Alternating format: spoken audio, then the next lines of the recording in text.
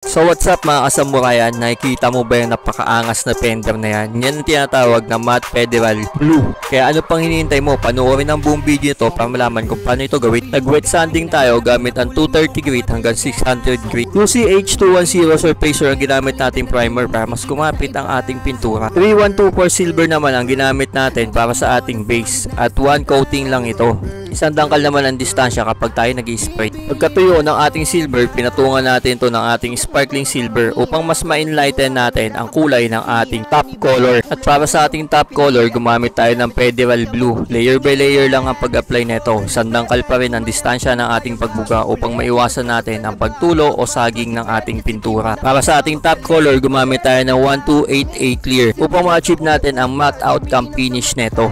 At ang final result gamit ang ating samurai paint. O diba napakainam? Ayan mga kasamurayan, kung gusto mong maging matte outcome ang iyong kulay, gamitan mo lang ito ng 1288 clear. Merong kalidad na di mo makikita.